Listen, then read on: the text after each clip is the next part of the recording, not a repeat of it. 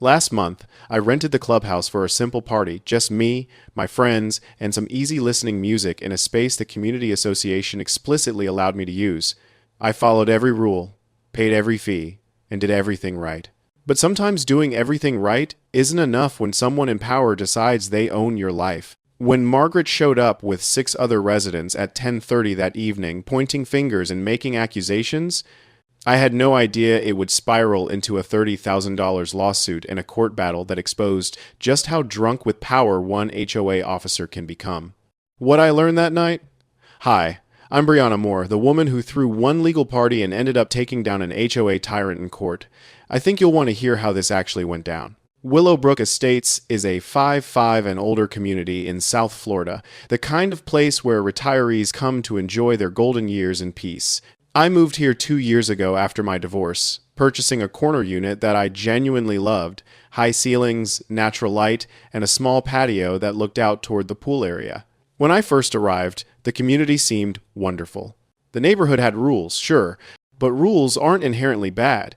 They exist to keep things organized and prevent chaos. What I didn't know was that the rules at Willowbrook were really just suggestions. Suggestions that one person, our HOA Vice President Margaret Hitch, would weaponize against anyone she didn't like or felt had somehow wronged her. Margaret had short, severely styled gray hair pulled back so tightly it looked like it caused her physical pain. She wore the kind of clothes that screamed, "I have authority," pressed blazers, tailored pants, sensible shoes. She carried herself like she'd been personally appointed by God to oversee every aspect of our community, and her face had this permanent expression of disapproval, like she'd just discovered disappointing news about absolutely everything.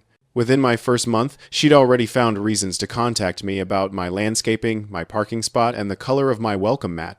By the time this particular evening rolled around, we'd been engaged in a low-level war of complaints and corrections for nearly 2 years. In late April, I decided to host a birthday celebration for myself and a few close friends. All of us were well over 55, meeting the community age requirement, and I wanted to do something special in a space that felt celebratory. I contacted the HOA office and inquired about renting the clubhouse, a beautiful facility right next to the pool that had hosted countless community events. The office confirmed that residents could rent the space for private events, and I booked it for a specific time slot, 7 o'clock in the evening until 11 o'clock at night. The rules were clear in the lease agreement I signed. I was allowed exclusive use of the space during those 4 hours. I could host a gathering, serve food, play music at reasonable volumes, and enjoy myself within the established guidelines. The city's noise ordinance allowed parties to continue until midnight, and my booking was well within those parameters. I paid the rental fee in full $250 and received written confirmation. Everything was legitimate. Everything was above board. I wasn't bending any rules or operating in some gray area. I had explicit permission from the Willowbrook Association to rent that clubhouse for that specific time period. On the evening of the party, I arrived at 6:45 to set up tables and chairs. My guests began arriving at 8 o'clock, exactly as planned. We had about 15 people total, a mix of neighbors, some friends from outside the community, and a couple of family members. Everyone was in their 60s and 70s, hardly a rowdy crowd. We played music from the 40s, 50s, 60s, and 70s, the kind of easy listening, soft background music that you might hear in a restaurant. It wasn't loud. It wasn't heavy metal or rap or anything remotely obnoxious. We were happy people who laughed and talked and danced a little, but we were respectful. We didn't leave trash. We didn't damage anything. We were simply enjoying ourselves in a space we had every legal right to occupy. Then, at approximately 10:30 in the evening, just 30 minutes before my rental period officially ended, Margaret showed up with 6 other residents in tow. The way they marched toward the clubhouse, you would have thought they were a vigilante mob responding to a riot. Margaret was leading the charge, her face twisted with righteous anger, flanked by what I later learned were her closest allies in the HOA power structure. My guests and I were in the middle of a conversation, a glass of wine in hand, genuinely enjoying ourselves, when Margaret burst into the space like she owned it. Which, in her mind, she probably did. "This is unacceptable," she announced loudly enough that everyone stopped what they were doing. "The noise is disturbing the entire community. You're being completely inconsiderate and disruptive." I stood up, confused and honestly a bit taken aback. I explained to her that I'd rented the space, that I had explicit permission, that we were well within the noise ordinance guidelines, and that my rental period didn't end for another 30 minutes anyway. But Margaret wasn't interested in facts or logic. She was interested in asserting dominance. She started pointing to the furniture, old, already dented clubhouse chairs and tables that had been used by the community for years. "Look at this damage," she said dramatically, gesturing at scratches and dents that clearly predated my event. "You're ruining community property." When I pointed out that the furniture was already damaged, that I hadn't caused any of those marks, Margaret's eyes narrowed. That's when I realized this wasn't really about the party. This was about something deeper, some lingering resentment that had been building since I'd moved in. 2 years earlier, when I'd purchased my unit at Willowbrook, it had apparently been the unit Margaret's close friend had wanted to buy. The friend didn't get it. I did. Margaret had never quite forgiven me for that, and everything since had been colored by that original slight. The complaints about my landscaping weren't really about the landscaping. The citations about my parking spot weren't really about where I parked. This entire event was an excuse to finally push me into a corner, to make me regret ever having the audacity to choose the same community as her. Standing in that clubhouse, surrounded by my guests, watching Margaret document everything with her phone and her righteous indignation, I understood that I was dealing with someone operating from a place of personal vendetta rather than genuine community concern. I decided not to escalate the situation. I simply said, "Margaret, my rental is valid. I have every right to be here. But I respect the community, and I'll wrap things up early." By 10:30, I'd ushered my friends out. The party ended. Everyone went home. No loud goodbyes, no lingering in the parking lot, no noise after the time Margaret had demanded. I thought that would be the end of it. I was catastrophically wrong. The next morning, I received a formal letter from the HOA office informing me that complaints had been filed regarding excessive noise, property damage, and disruptive behavior during my event. Within a week, I received another letter stating that the HOA was pursuing legal action. Within 2 weeks, I was being sued for $25,000 in property damage and an additional $5,000 for pain and suffering caused to Margaret herself. The amount was absurd. The charges were fabricated. But Margaret's power within the HOA structure meant she could pursue this lawsuit regardless of merit. My attorney was confident. "These charges won't hold up," she said when I first hired her to represent me in what was being classified as a civil suit in Mango County Court. "You followed the rules. You have written permission, and the alleged damages predate your event. We have documentation proving all of this." What we didn't anticipate was that Judge Porter, the presiding judge, would do something that magistrates don't always do. He would actually look into our histories before we even stepped into the courtroom. When Margaret and I finally appeared before him on a humid Thursday afternoon, Judge Porter was already armed with information. He began by trying to understand the basic facts of the case. Margaret, as the HOA vice president, was supposedly suing on behalf of Willowbrook Estates, though she was clearly seeking personal compensation. Judge Porter immediately caught this inconsistency. "Usually what happens," he explained calmly, "is the company in this case. Willowbrook sues the person, not a person suing on behalf of the company, and if I rule in your favor, the money would go to you, not to the association. That's not how this works." Margaret tried to argue that she was representing the community, but Judge Porter was methodical and sharp. He pointed out that if Willowbrook had a genuine grievance about property damage, they had proper channels through which to pursue it. Having a single HOA officer with a personal grudge wasn't one of those channels. He then asked Margaret to explain exactly what damage had occurred. She gestured vaguely at the furniture, making wild accusations about scratches and dents. Judge Porter asked for proof documentation that these damages had occurred during her event and not before. Margaret had none. She had photographs, yes, but they showed furniture that was already worn and damaged. When Judge Porter asked when the party ended, Margaret claimed it continued until 2 or 3 in the morning, that the noise went on for hours after my rental period officially concluded. That's when Judge Porter asked a question that made the courtroom go quiet. "So you're telling me that the party was going on until 2:30 or 3 in the morning, and in that time period, you were able to gather some of your fellow residents and come down to complain?" Margaret fumbled, trying to explain that she and 6 other residents had come down around 10:30, not 2 in the morning. But her story kept changing. She'd said the party lasted until 2 or 3 a.m., But she'd also confronted us at 10:30. She'd claimed massive property damage, but couldn't produce evidence. She'd accused me of disrupting the community with noise, but the party had ended well within the city's legal noise ordinance window. Judge Porter began to see the pattern, and his patience started to wear thin. Then he did something that shifted the entire dynamic. He leaned back in his chair and said, "Miss Dixon, are you aware of the fact that I have a computer? Are you aware that before people come to these podiums, I like to know what I'm dealing with?" Margaret's face went pale. Judge Porter pulled up her record. "Miss Dixon, did you not get arrested once for illegal transportation on a scooter?"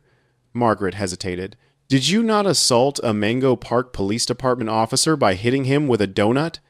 The courtroom erupted in barely suppressed shock. Margaret claimed she didn't remember, that it wasn't incarceration, just an arrest. Judge Porter corrected her. "When you get arrested and they process you, that's called incarceration." He looked at her over his glasses. "You have a temper problem, and I'm inclined to believe that you went down there to harass this woman, not to lodge a legitimate complaint." The dynamic had fundamentally shifted. Margaret was no longer the aggrieved party bringing suit against a careless resident. She was a woman with a documented history of poor judgment and aggressive behavior, now using her position of power to punish someone she'd had a grudge against for 2 years. Judge Porter then turned to me and asked me to explain my side. I explained that I'd rented the space with explicit permission. I'd followed every rule. I'd paid my fees. I'd kept the noise at reasonable levels, playing easy listening music from past decades. I'd ended the party early when Margaret showed up, even though my rental period had another 30 minutes remaining. I'd been nothing but cooperative and respectful. When Judge Porter asked why Margaret seemed to have such a problem with me specifically, I explained the history that I'd purchased the unit her friend had wanted to buy, that she'd been complaining about every aspect of my life at Willowbrook ever since, that this lawsuit felt less like a genuine community concern and more like a personal vendetta. Judge Porter nodded, taking in the full picture. Then Margaret tried one last gambit. She claimed that I'd been harassing her, that other residents had been complaining about me, that this was really about me being a disruptive influence on the community. Judge Porter wasn't buying it. "You gave her permission to have a party," he said flatly. "You didn't like what was going on at the party. Now you're trying to sue her and change the rules retroactively. That's not how this works." He looked directly at Margaret. "You guys gave her permission to have a party between 7 and 11. You knew she was having a party. You rented her the space. Then you showed up at 10:30, which is still within her rental period, to complain. She ended the party early out of respect for you. Now you're claiming it went until 2 or 3 in the morning, and you expect me to believe that you gathered 6 other residents in the middle of the night and K?" Judge Porter made his ruling with a clarity that left no room for ambiguity. "I am not going to rule in favor of the $25,000, he said. "You are not getting that. The $5,000 for pain and suffering, I don't see that either." Margaret's face went white. She'd lost. Not just lost, but been thoroughly dismantled in the courtroom by a judge who'd seen through her entire scheme. But Judge Porter wasn't quite finished. He leaned forward, his expression serious and final. "However, I will tell you this much.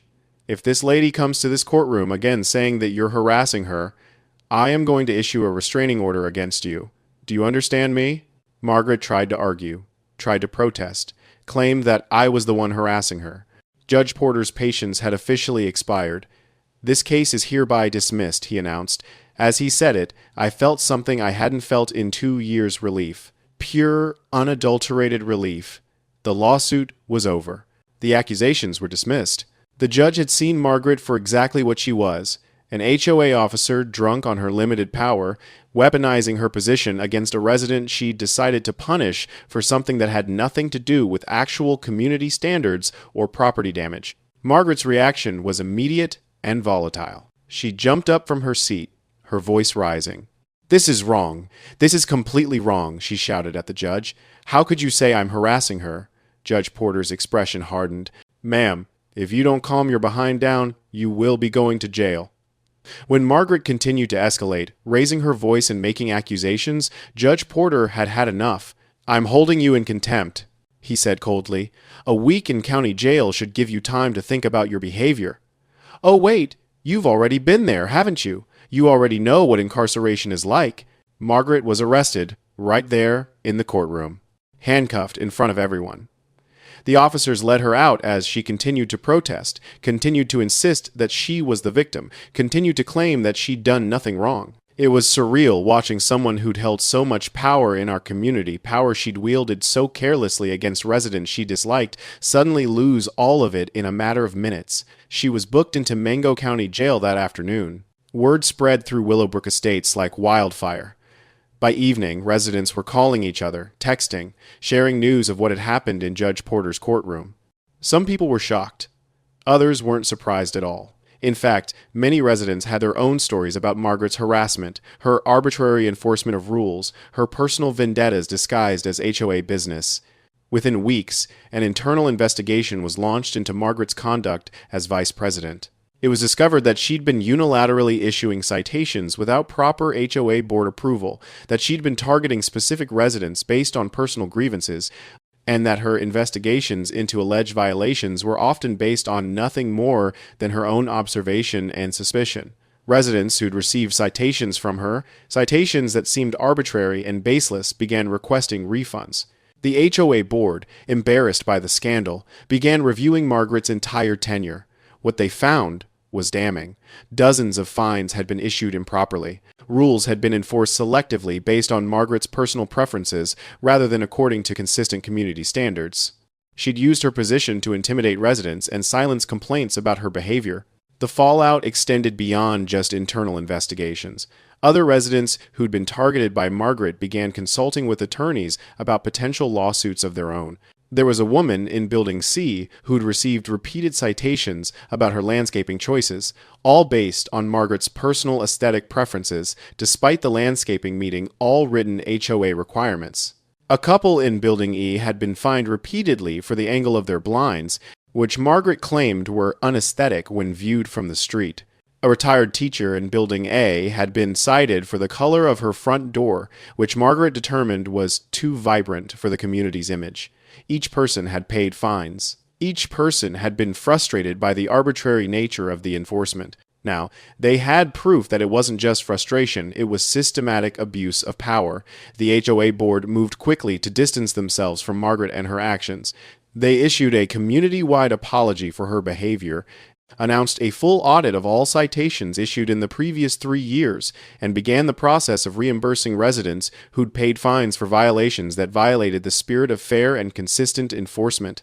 Margaret, sitting in her jail cell, had time to contemplate how a simple party, a legal event within the guidelines she herself was supposed to enforce, had unraveled her entire facade of authority. 2 weeks after the court case, Margaret was released from county jail.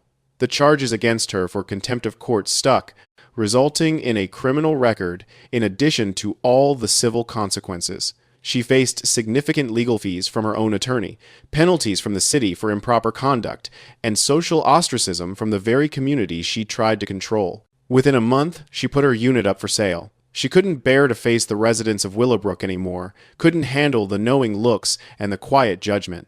The woman who'd held power through fear and intimidation suddenly found herself powerless, abandoned by the neighbors she'd alienated, stripped of the authority she'd weaponized, reduced to a cautionary tale about what happens when someone mistakes a volunteer HOA position for genuine power. On the day she moved out, I watched from my patio as the moving truck pulled away from her townhouse. She didn't wave goodbye. She didn't acknowledge the community she'd spent years trying to control. She simply left, defeated not by me, but by her own inability to recognize the difference between legitimate authority and tyranny. What struck me most wasn't her departure. It was what happened afterward. The community began to heal. Residents started talking to each other again, without fear of being reported for some arbitrary violation. People decorated their homes without worrying about Margaret's personal aesthetic preferences. The pool area became a place where people actually wanted to gather, rather than somewhere they felt watched and judged. The HOA transformed from an instrument of control into something it should have been all along, a service organization designed to maintain community standards while respecting residents' rights. Sometimes justice moves slowly, and sometimes it moves in the most unexpected ways. It moved for me through the simple act of renting a clubhouse, throwing a legal party, and then having the courage to stand in front of a judge and tell the truth. It moved through Judge Porter's willingness to do his homework, To see beyond Margaret's authoritative demeanor and understand what was really happening, which was a woman in a position of limited power using that power to punish someone based on personal grievance rather than legitimate community concerns. What started as a $25,000 lawsuit against me became a complete vindication of my character and a full exposure of Margaret's abuse of authority. The case was dismissed, the harassment stopped. The community was freed from the tyranny of one person's need to control everything and everyone around her. So yes, I threw a birthday party in a rented clubhouse that I had explicit permission to use. Margaret didn't like it. She sued me for $30,000. And what happened next? The judge saw right through her, dismissed the case, held her in contempt, and in doing so, freed an entire community from the grip of HOA tyranny. Sometimes all it takes is one person willing to stand up and say no. Sometimes that person is you. And sometimes justice tastes like vindication, served in a courtroom with a judge who actually pays attention.